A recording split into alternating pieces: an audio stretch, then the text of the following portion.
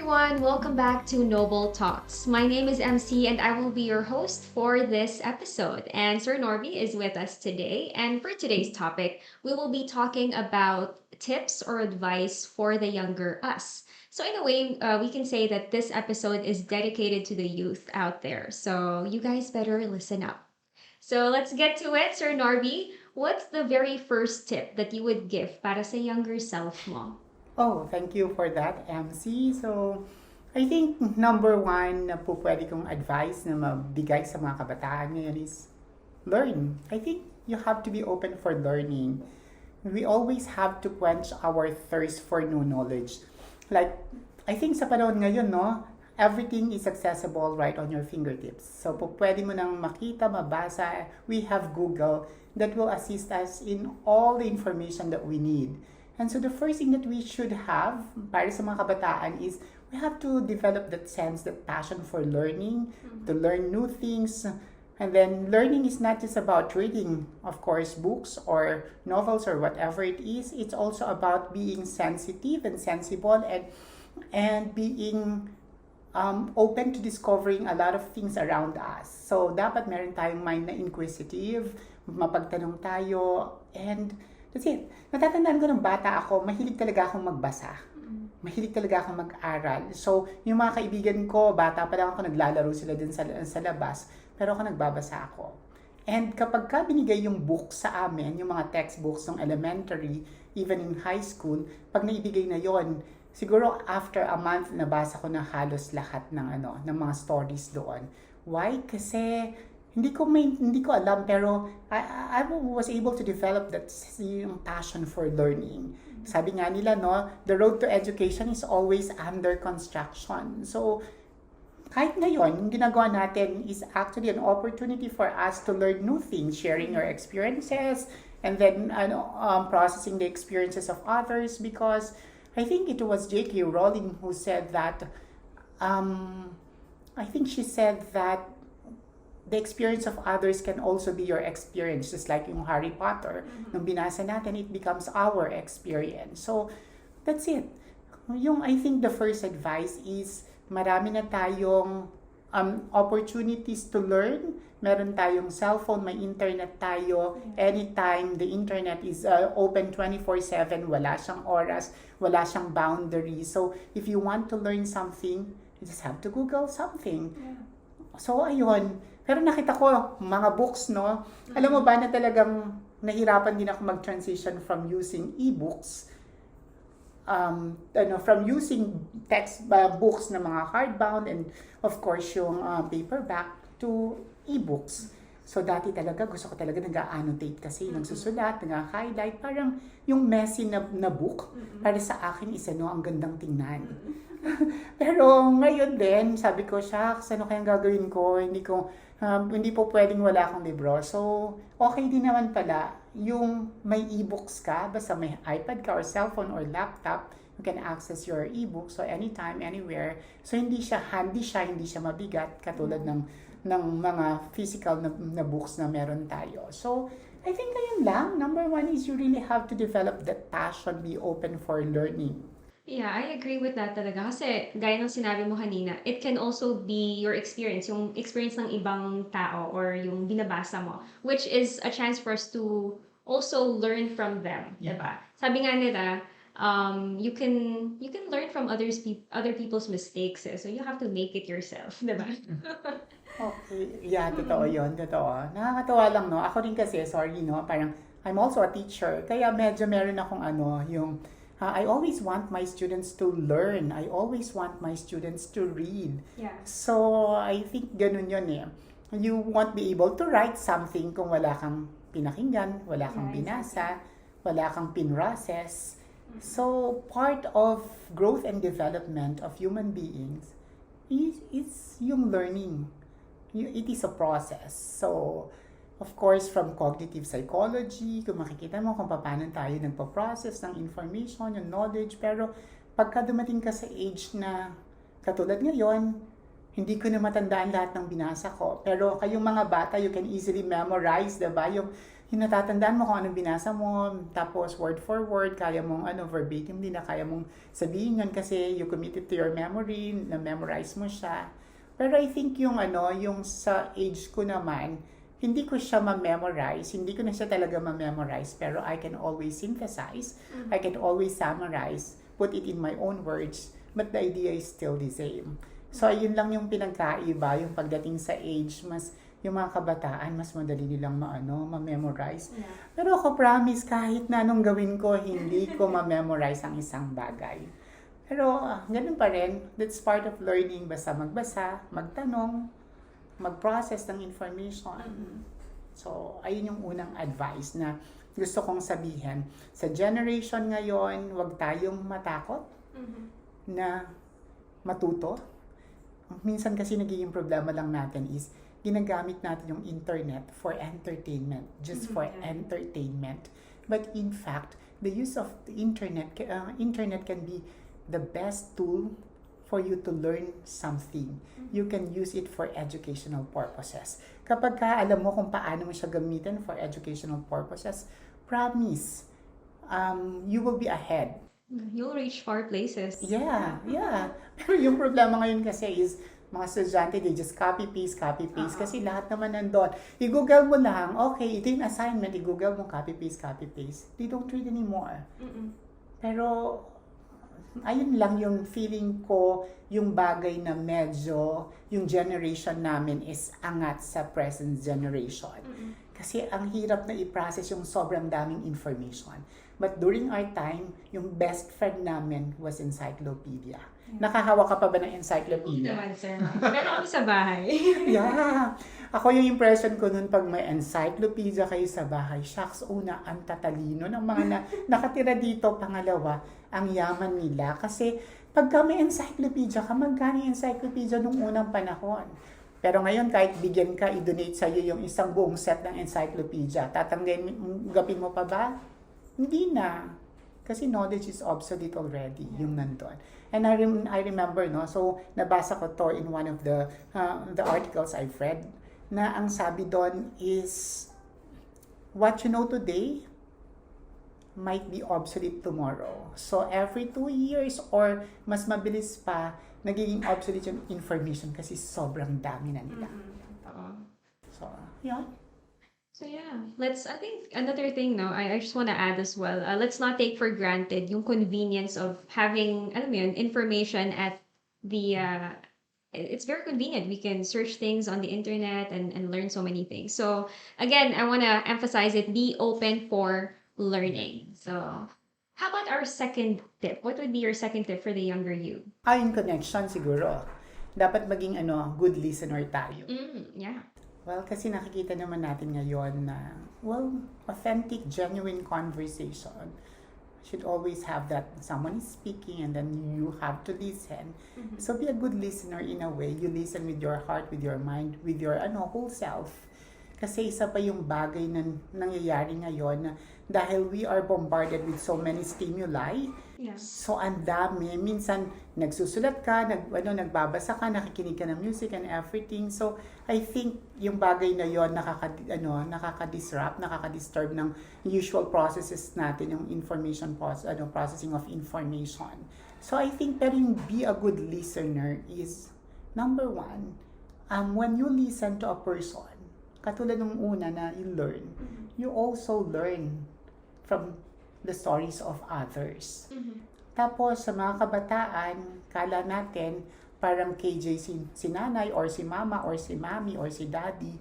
Kapag pinagsasabihan tayo, sasabihin natin, silang plaka paulit-ulit. Ganun. During our time, ganun yung pinaka-famous na line. Yung nanay ko, yung tatay ko, paulit-ulit para silang plaka. But in fact, when you listen, you will realize that, number one, your knowledge, what you know, is not absolute. It's not 100% truthful. So, I think when you listen with a heart, with a good intention, it deepens your understanding about things, about a certain situation, about the people around you. And the good thing for me is it deepens my understanding of life. Mm-hmm. Kasi nung bata ko, mas gusto ko nakikinig sa mga taong inspiring. Yeah. Yung mga taong magandang storya mula sa hirap, yumaman kasi nagsikap. I always like those narratives. Why? Kasi isa rin ako mahirap. Tapos yung sa journey mo na parang bang you hold on to something else na yung taong to, yung experience ng tao na to na napakinggan ko, na nakita ko, na witness ko. I think ayun yung pinaka-strong source of what? Yung motivation. Mm-hmm. So, ayun yung gusto kong na we have to listen because it deepens our understanding of life. We have to listen because people have a lot of things to say. Sabi nga sa Desiderata, naalala ko ngayon, you have to listen even to the to the ignorant because they too have something to say. Mm-hmm. Yeah. So, I think ayun yun, no? Parang kahit sino, basta may nagsasalita, give them the time to speak. Then you just have to listen because it's part of your learning process. Yeah. And parang, I think I see that in relation with, ano yun, you have to understand to be understood. Yeah. I think I see a connection with that, being a good listener. And yeah, so again, our number 2 tip would be a good listener. All right. So there's, giving attention and yung genuine care in for other people. So let's go to our third tip. What's our third tip for the younger self? Ito, medyo makaka-relate sila. Be ready for heartbreaks. Sabi nila, no, happiness isn't about the absence of pain, but it's part of it. So be ready for heartbreaks. Simula nung bata ka, yung mga heartbreaks naman, hindi lang naman nag-break kayo ng boyfriend mo or ng girlfriend mo, hindi kayo naging okay at the end, in your journey. But yung heartbreaks can be what? Number 1, ano ba yung pinaka malungkot na parte ng buhay mo na nag-iwan ng pilat sa'yo? No, parang po pwedeng namatay yung kaibigan mo, iniwanan ka ng kaibigan mo, may gusto kang laruan, hindi mo nakuha, gusto mo yung cellphone na to, nag-iiyak ka kay nanay mo, kay tatay mo, tapos hindi na ibigay sa'yo, yung parang you feel so devastated. Pero I think, no, yung heartbreak na yon, ito yung nagpapalakas sa atin, na if you can bear the pain kasi it makes you stronger, na parang gano'n. Tapos siguro may mga instances na, ayun nga, yung delayed gratification, naalala ko ng bata ko, palaging hand me down yung damit ko. O kaya galing sa kapitbahay, yung uniforme ko, yung sapatos, or whatever it is. Kasi wala kaming pambili. Pero ayun yung mga heartbreaking moments sa akin, yung may gusto kang bagay pero hindi mo makuha. Pero in the end pala, it was a motivation. It was really a source of motivation for me to push myself to become a better person, to achieve whatever it is na gusto ko, ma-accomplish yung gusto kong ma-accomplish sa buhay, at mapuntahan yung mga bagay na gusto kong puntahan. Be ready for heartbreaks, yes, because it toughens you, it makes you stronger, it makes you see life in its real context. Yeah. Parang sa akin, ganon. So what about you? What do you think? Usapang heartbreak. Oo. Well, all I can say is if it doesn't kill you, then it just makes you stronger. So, just have to deal with it. Syempre, kanya-kanya tayong coping mechanisms din. So, yung iba, nililibang nila yung sarili nila with work or with whatever else. A hobby, learning a new hobby or a new skill. But, ayun ang hirap, hindi may iwasan. I think heartbreaks are just a natural part of life. So, I think gusto ko yung sinabi mo, yung defense mechanism. There are a lot of coping mechanisms, right? No, parang kwan. Pero ito yung para sa akin naman, Ems, gusto kong sabihin na yung heartbreak, yung whatever feeling that goes with heartbreak is real. It's authentic. It's genuine. So you have to trust the process. Hindi tayo palagi everyday, hindi naman tayo nagkakaroon ng heartbreak. Normally, masaya tayong tao So, may mga times lang na magkakaroon tayo ng heartbreak, pero it's not every day. So, you just have to feel it, enjoy the process of experiencing it, kasi that's part of our emotions, yung feelings and emotions natin. How we deal with it, how we nurse our own heartbreak, our own pain, can also be a good lesson for us to siguro makita natin yung emotional endurance natin, and then yung ayun nga, yung inner strength natin. So ganun siya. It is a coping mechanism. Yes, a lot of people can have different coping mechanisms. Labas ka, mag-inom ka, ganito, ganon. Pero ako, nakita ko sa akin, what works for me is that I have to recognize that there is a heartbreak. Tapos from there, I would make sense, what are the feelings and emotions that go with it? Tapos from there, what should I do next? So that's my coping mechanism. I recognize it. Because by recognizing your heartbreaks, you realize na you're just a human being. Tapos parang pag nalampasan mo siya, parang feeling mo you were able to overcome yung lowest low of your life. Tapos parang it's a brand new you kapag ka na-overcome mo siya. Yeah, totoo.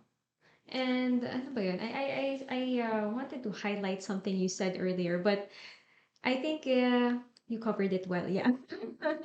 Be ready for heartbreaks kasi it's just part of life. All right. And I think that's our third tip. And going to our fourth tip, what is it? Ito, everything is about relationship, building relationships. So, I think the fourth one is be willing to compromise. Ang problema sa atin kasi palagi is that we hold on to our truth na parang ito yung version ko. Tapos ako, ito yung version ko. Pero there are three ways to know the truth. What others know about you, what do you know about yourself, and the truth. So I think ayon, be willing to compromise comes with being able to listen, expanding your understanding of the situation, and then recognizing that you're not the sole source of information, authority, knowledge, or what. And don't always feel entitled to say that I am always right. Kasi recognizing that you're not always right would allow you to compromise, to listen with other people, and then what's your ground, what's my ground, and then you tend to balance both sides until it's time that you reach a certain equilibrium, and then you would say na, yeah, I'm okay with it. So, pwedeng yung tama sa akin, hindi tama sa iyo. Pero pakinggan natin, we listen, and then we express, and then we state our sides, bakit ganito, bakit ganon, and then at the end of the conversation, discussion, what's our resolution? Yeah. So that's where compromise comes in. In any form of relationship, yung mga bata, sabihin natin yung mga kabataan ngayon, minsan may mga kompromiso tayong ginagawa sa natin. Ako sa mga pamangkin ko, it's always like, pag sinabi na to, pwede mo ba akong bigyan ng ganito? Palagi ka naman tanong, bakit mo kailangan yan? Ano yung ine-expect ko sa'yo na mangyayari kapag binigay ko yan? So, ganun kami yung meron kaming naghahagaw kami on certain things, tapos meron kaming compromise na bakit hindi ganito yung gawin natin? Ano sa palagay mo? So, yon. Tapos, at your young age, dapat ma-realize mo yung ma-experience mo na yung sa buhay, palaging meron tayong compromise. In any form of relationship with your parents, with your brothers and sisters, with your friends. So lahat ng yon merong compromise because I think it broadens, it nourishes, it enlightens, it strengthens our relationship with others. Yeah, and yung katulad na sinabi mo, sir, we have different backgrounds kasi we have different opinions and perspectives. So, hindi natin may iwasan na there will be a point in our lives na we have to compromise with other people. And lalo na with the people that we love and we are with all the time. So, it's very important to learn that skill of compromising and siguro yung pagbaba rin ng pride. Kasi kasama yun doon. When you compromise, you're leveling down your pride. Yeah. That's correct. Tama yon. Tsaka yung sinabi rin kanina na yung entitlement. Na parang when you level down your yung pride mo kasi ewan ko ba, why is it there are a lot of people who are not easily who cannot easily give up their pride or Achievement. And if they've reached a certain level of achievement, parang feeling nila they feel entitled in a way. But I guess this is a good reminder for anyone watching this video, right? That when it comes to compromise, we do need to set aside the ego, the pride. Pero alam mo, no, tama, ay nice, I agree with what you've said. Nice ka dyan na, pero para sa akin, yung sa sinabi mo, siguro nga achievement. Yeah, basically, yes. Pero ako naman, andun ako sa point na, sabi nga sa Filipino, yung parang aphorism na, be like a bamboo, that the taller it gets, the lower it bends. Na parang, I think gano'n. Siguro, habang mas tumataas yung na-achieve mo sa buhay, siguro mas willing ka na makipag-compromise, na ibaba mo yung sarili mo para maintindihan mo yung ibang tao. Kasi, I think that's more of, yung parang courage to really stand on somebody else's shoes. Na na parang when you see their experience, their point of view, it makes you it somehow softens your boundaries. And then you learn to let go of the pride, you learn to let go of that entitlement, and then you realize that at some point you are compromising without you are entering into a compromise without naman trying to para bang putting your integrity, putting yung achievement mo into parang you try to beleaguer them because you compromise. Parang hindi naman ganon. So I think ayun yun. Be willing to compromise because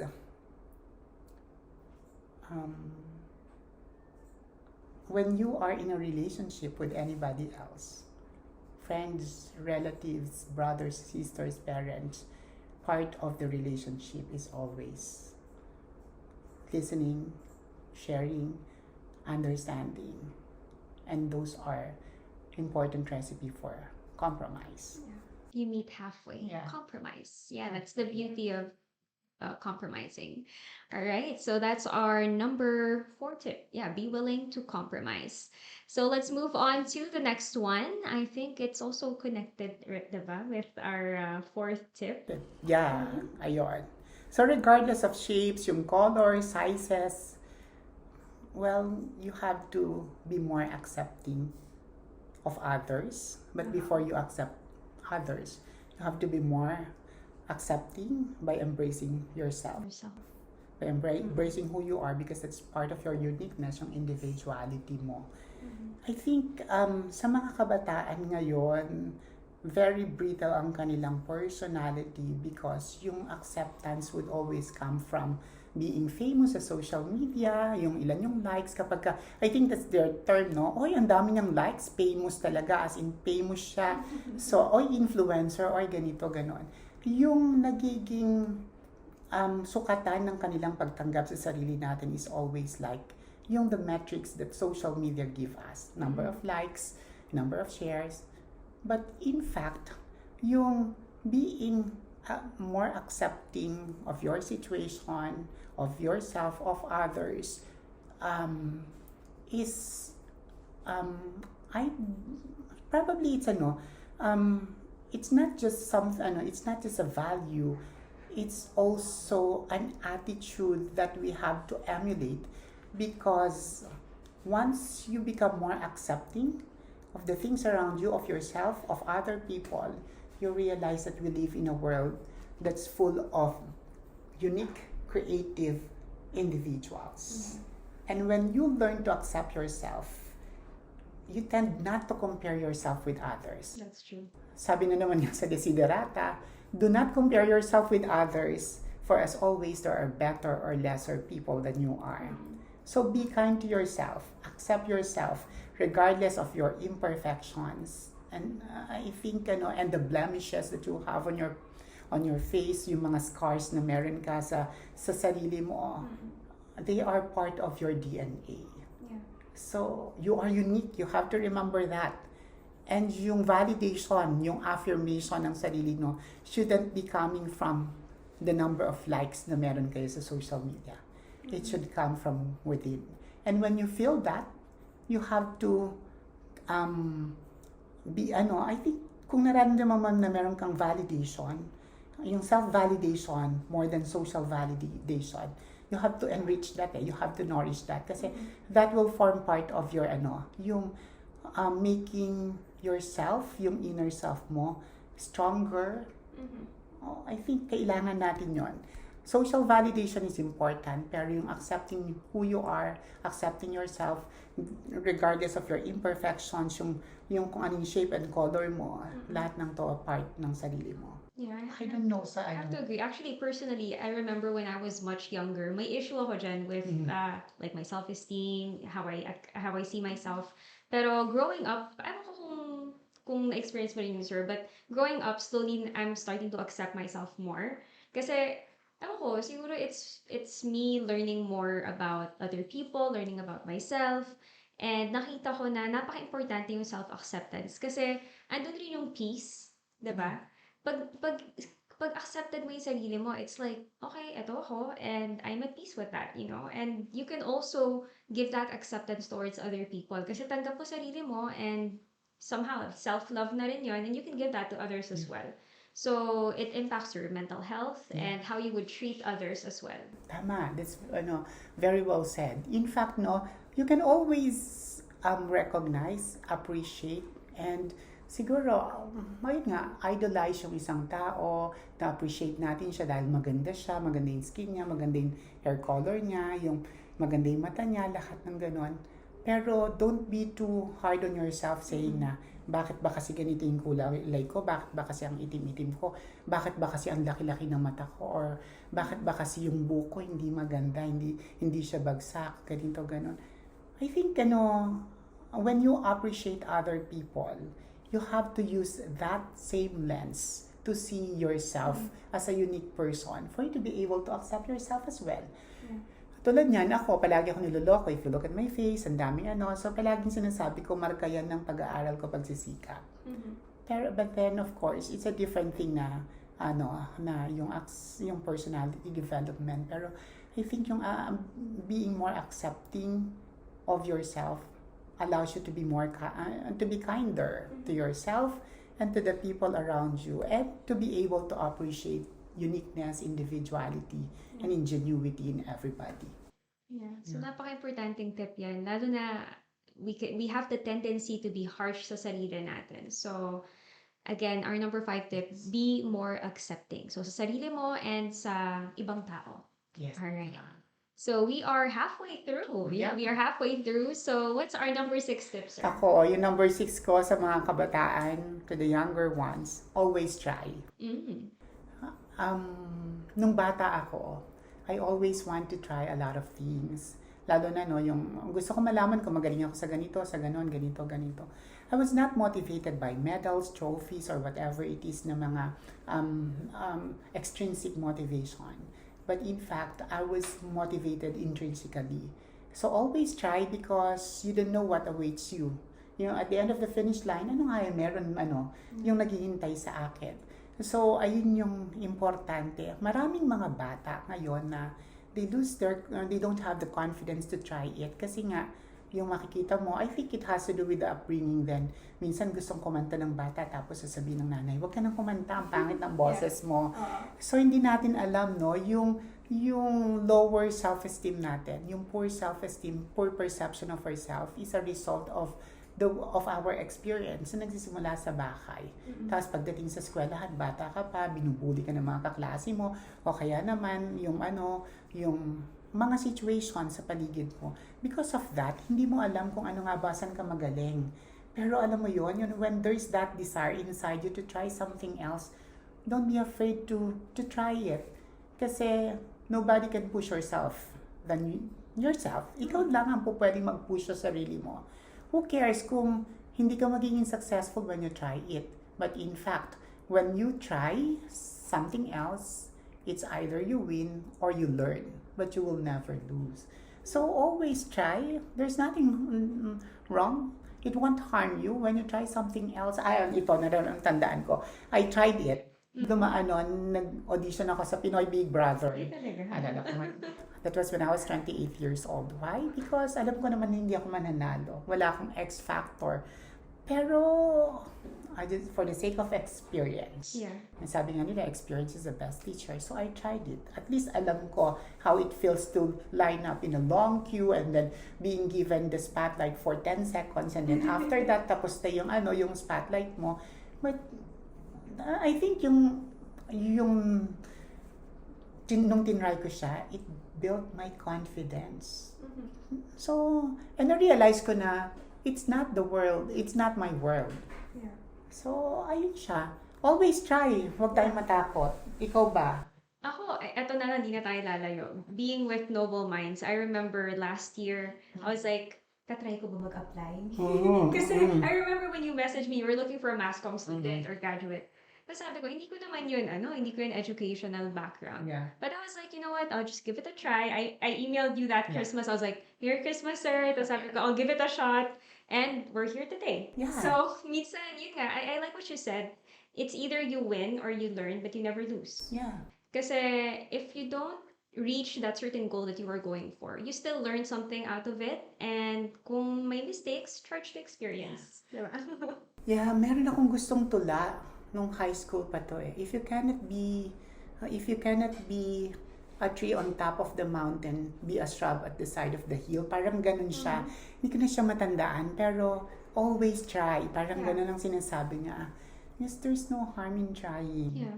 See, you don't know what you gonna get. Sabi, I think it was Forrest Gump. Life is like a box of chocolates. You never know what you're gonna get.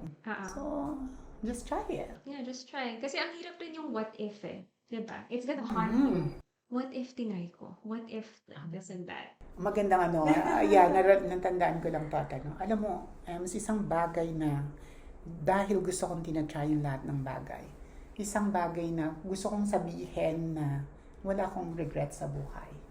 May mga bagay akong babalikan na may sayang moment, pero at the end of the day, it's like, no, it was a consequence of my decision. And during that time, alam ko na tama ang decision ko. So, pero pang yung journey ko feels lighter. Kasi, ayun nga, na hindi ko pinabayaan yung opportunity na to slip out of my hand without really trying it. Yeah. Yeah. So our number 6 tip, always try. And with trying, I think this also goes hand in hand with our number 7th advice for the younger self, no? Because number 7, if you try, you have to be strong and tough in facing the consequence of your actions. Tama ka kanina yung sinabi mo na if you have a lot of what ifs, life is full of ifs. That's why we have choices. And it is up to choose what is right at a particular moment. And whichever we decide to do, we will have to live with it for the rest of our lives. So, kung nag-try ka, you have to be strong and tough, be bolder in facing the consequence of your decision. I remember, kasi sometimes we don't want to try because of fear. Saan ba nanggagaling yung fear? It emanates from within and from the outside. Fear kasi yung mga tao sa paligid natin hindi nagtitiwala sa atin. Because of that, na-infiltrate yung mind natin na hindi rin natin kaya. So we don't believe in ourselves. Pero balik rin natin. You have to push yourself. Na sabi mo, I'm going to try it. I am strong to face whatever consequence there may be out of the decision, out of the actions that I will do. I think, ayun yon, yung mechanism natin na meron tayong handa tayo sa whatever it is na pwedeng mangyari. I think yung nagkamali lang sa atin, I think part ng mindsetting natin, mental model, na palaging sinasabi natin sa atin na hindi natin kaya yan, tapos bawal kang magkamali. Kasi, di ba, kahit sa classroom naman, tinuturo na, sa atin ng mga teachers na hindi ka po pwedeng magkamali, dapat ganito yan, ganito.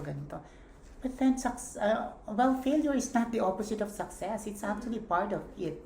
And ako nakita ko na yung mga taong nagdedesisyon, gumagawa ng aksyon, at hindi natatakot na magkamali. Sila yung mga taong willing mag-try, sila yung mga taong hindi takot kasi alam nila na life is a gamble. So, pero you don't know when, kung alam lang natin kung kailan darating yung point sa buhay natin na meron tayong big shot, then siguro lahat tayo alam natin yon. Pero that's the that's the journey of life na hindi mo alam. Po pwedeng yung iba na una sa'yo. Pero po pwedeng ikaw, andito ka pa lang din. Pero it doesn't mean na kapag ka nauna sila, for life na silang mauunan sa'yo. Pero I think ikaw as a person, when you try, and when you are strong enough to face the consequence of your actions and decisions, so at the end of the day, makikita mo, mararamdaman mo sa sarili mo that you're a winner, that you're a fighter, because, ayun, naging bold ka in making decisions. Yeah. So I think ganon. Napaka-importanting trait yun actually when you're making, lalo na mga life, mga big life decisions. You really have to be strong and tough. All right. So, number 7 tip, right? Yeah. Be strong and tough. So, let's go to our number 8 tip. And ito, feeling ko lahat tayo makaka-relate talaga dito. Yeah. Mm-hmm. Don't be afraid to start. Mahirap minsan. Oh yeah. Yeah. And to be honest, sa lahat ng panahon, palagi naman tayo may takot eh. Kasi pagka nandun na tayo sa comfort zone, ayaw nating ma-disrupt yung mental processes, yung habits natin. Kaya we always want stability in life. Kaya natatakot tayo mag-start. Lalo na if it would require change of habit, change in mindset, change in the things that we normally do. So I think don't be afraid to start. I think it was Paulo Coelho sa book ng The Alchemist na sinabi niya na minsan natatakot tayong umalis kung nasaan tayo kasi we are afraid to leave the people behind, lalo na yung mga mahal natin sa buhay. Pero sa mga nandyan, katulad niya, may mga bata na natatakot silang mag-start ng kanilang career. May mga bata may mga Gen Z na gumraduate na pero natatakot pa rin mag-start na mag-venture into something else. Normal lang na may takot. Pero katulad ng sinabi mo kanina, yung ifs natin, yung what ifs natin sa buhay will always haunt us. No? Kasi hindi tayo nagsimula. Hindi tayo nagsimulang gumawa ng pagbabago sa buhay natin. I remember when I was a school administrator, at the age of 33, sabi ko, feeling ko kailangan kong iwanan yung bagay na ginagawa ko. Kasi kailangan kong hanapin yung missing piece of the puzzle na meron pang something in me na sinasabing, you have to find the other piece of your life. So, natakot ako, yes, kasi may mga financial obligations ako. Tapos nung nagkaroon ako ng opportunity after that na magkaroon ng magandang trabaho, financially rewarding siya. Tapos na-realize ko naman sa sarili ko na hindi ako masaya after after how many 6 years. Hindi ako masaya not because hindi ako masaya dun sa trabaho ko, but there's this small voice inside me that keeps on shouting and telling me na you have to find yourself. Maybe it's time to move forward and start yung another journey in your life. So ayun yun. Pero nung time na yon, mas stronger na ako to say na hindi ako natatakot kasi alam ko na financially siguro kaya ko pa na mabuhay in 6 months kung wala akong trabaho. Pero kailangan kong hanapin yung bagay na magbibigay sa akin ng kaligayahan. That's the noble mind. So imagine at that time, no, I was the amo, I was the boss, I was the janitor, I was everything because it was a one-man team. Pero kung hindi ko ini-start yon, I wouldn't be in the place where I am now. Yeah. So, ganun lang. Nakakatakot yung unang hakbang. Yung bata naman pagkapanganak, natatakot din humakbang. Even yung parents, inaalalayan sila kasi baka madapa sila. Pero you will know inside you na kaya mo nang humakbang, lumakad at tumakbo. Kasi kapag kaya mo na yon, ibig sabihin nun, you are prepared to conquer your horizon, to conquer your world. So don't be afraid to start. Yeah, don't be afraid to start. Ako personally, if I could just share real quick. Yeah. Roughly almost 5 years ago when I was applying sa K-Light before. So, totoo lang, I thought to myself, hindi ko 'to kaya, it's not really my personality. Kasi back then, super mahiyain ako, I wasn't Mm. good with public speaking and stuff. Pero, alam mo yun, I gave it a try. Alam mo yun, I went to the office, I passed my resume, tapos interview, audition. And yun, mag-5 years na ako with them. And I think it's really just a matter of being strong and tough enough to take that first step and start. So yun siya. With anything like career or whatever else you're venturing, napaka-importante to just start. Diba? Mm. Yeah, that's correct. That's why, kung mag-start ka, be open to failure, which is my ninth Yep. a tip or advice. Don't be afraid to fail. Mm-hmm. It only means na you need to work harder. Yeah. So, I think yung success is an amalgamation of a series of failures.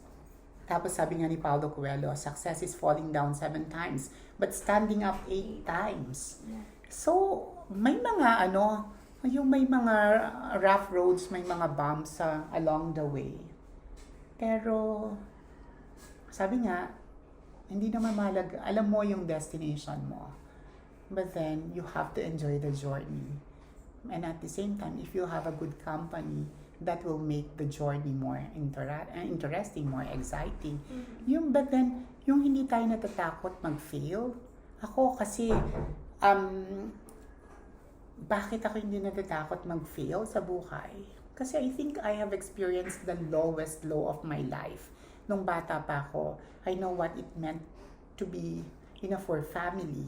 Yung you live in a downtrodden community na wala kang makitang motivation, inspiration. So kung hindi mo makita sa ibang tao, even within your family, so you have to search that inside you.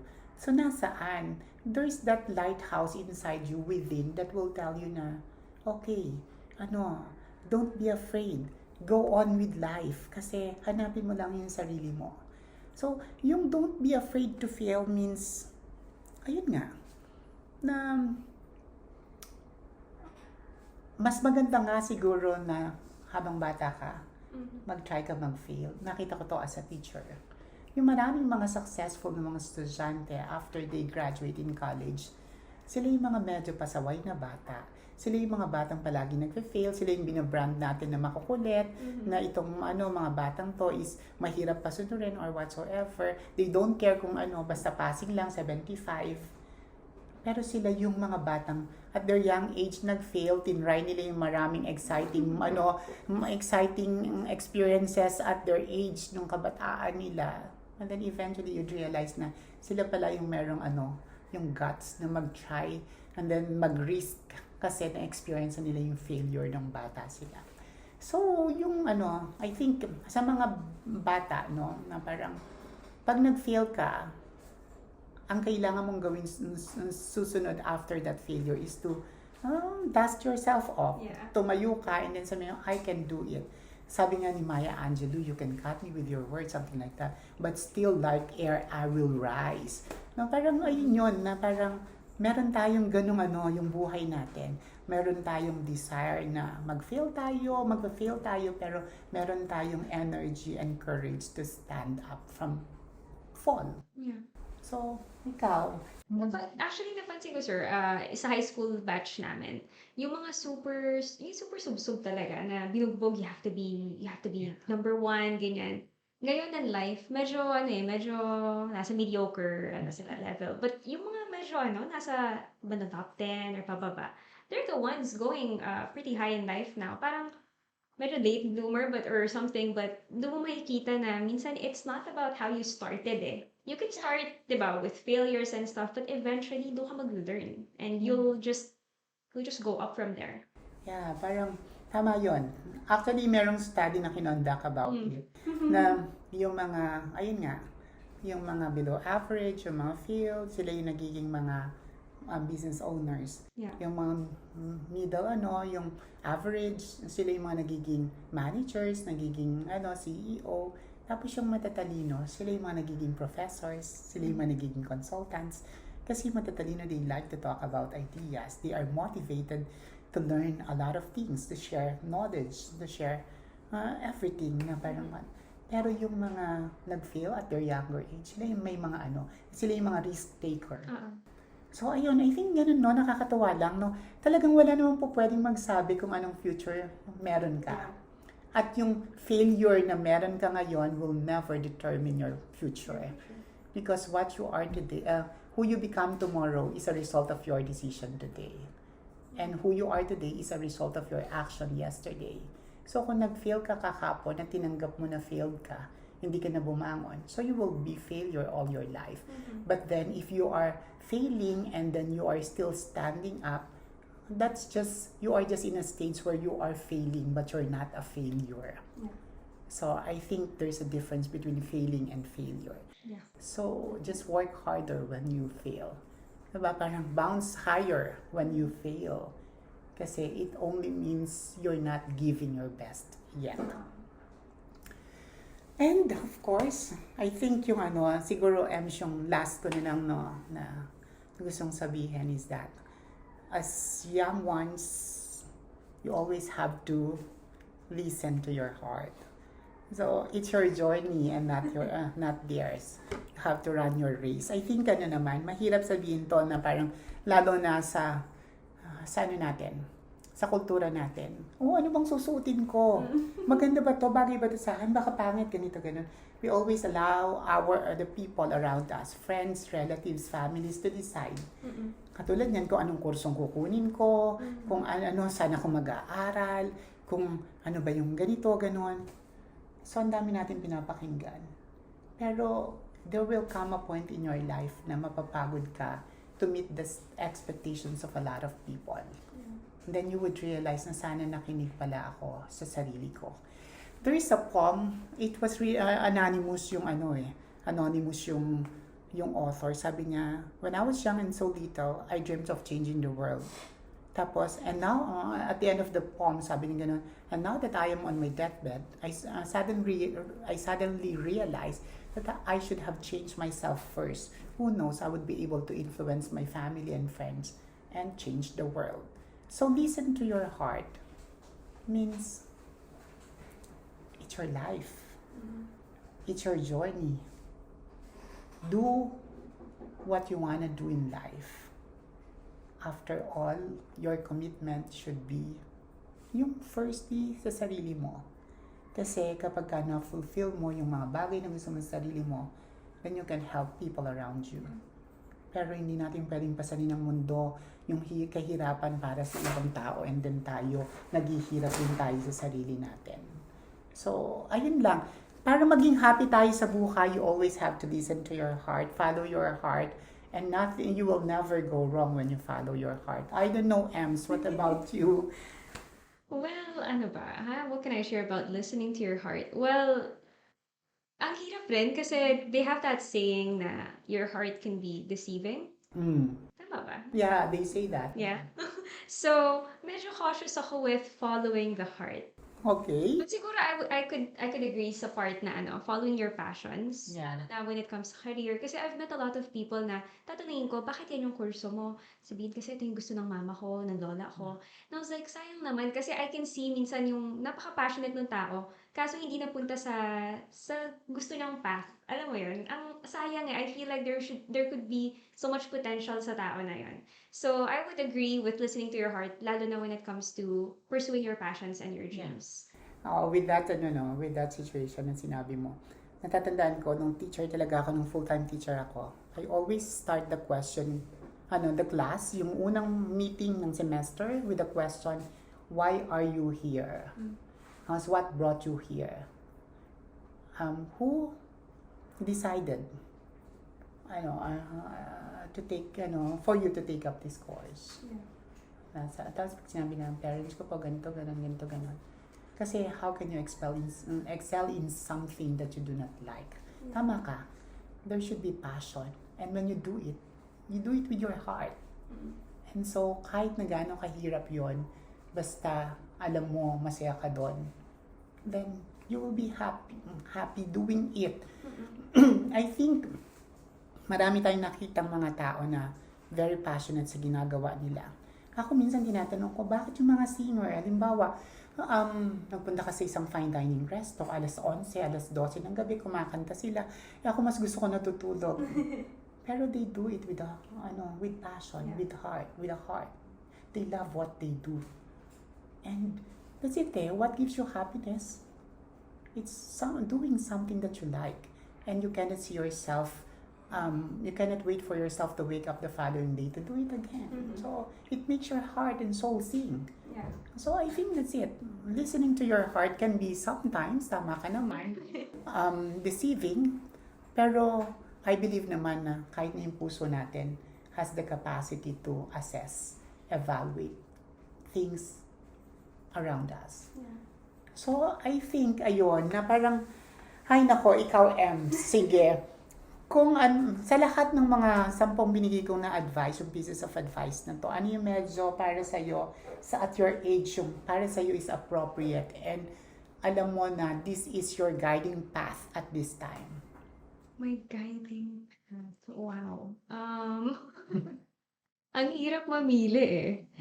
But, kasi this is about advice sa younger self. Yeah. So, something I would tell the younger me is, be ready for heartbreaks. Yeah. Kasi, when I was much younger, parang, alam mo yan, I would always envision life na masaya, ganyan. But, eventually, as I got older, sabi ko, ay mali. Hindi pala. It's not all that, it's not always happy, it's not always, diba, rainbows and everything.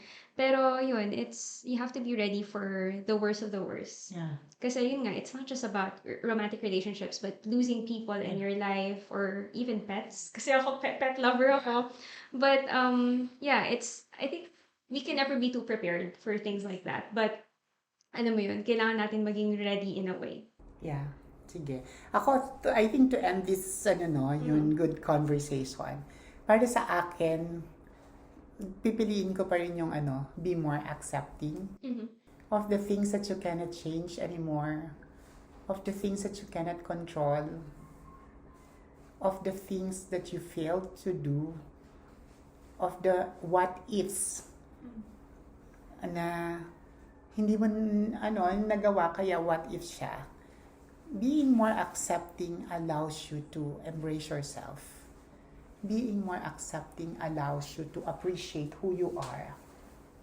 And being more accepting made me realize that there are better or lesser persons than I am. So, ayun. When you learn to accept why there is a rainbow, why there are rich and poor, why there are happy and sad, yung diurnal, in literature, parang ang tawag natin, yung diurnal realities of life. Bakit may umaga at may gabi, may ganito, ganon. So, sa sarili natin, when you begin to see yourself as someone who is unique, painted so uniquely that nobody can imitate you, yung DNA mo, kung ano ka ngayon, kung ano siya, yung composition nun, lahat ng yon would make you realize na you are unique. And so, embrace yourself. Yeah. Ay, nako. Okay. Well, thank you so much, Sir Norby, for sharing lots of wisdom for today. And I hope na maraming mga youth na nakinig and would apply these things, take it to heart.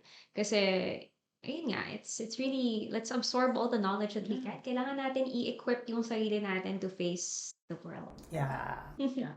So I think that's it, no? All right. Well, that's a wrap for today's episode of Noble Talks. Again, this has been MC, your host for today's show, and also together with Sir Norby. So again, thank you so much, guys, and we'll catch you next time. Thank you.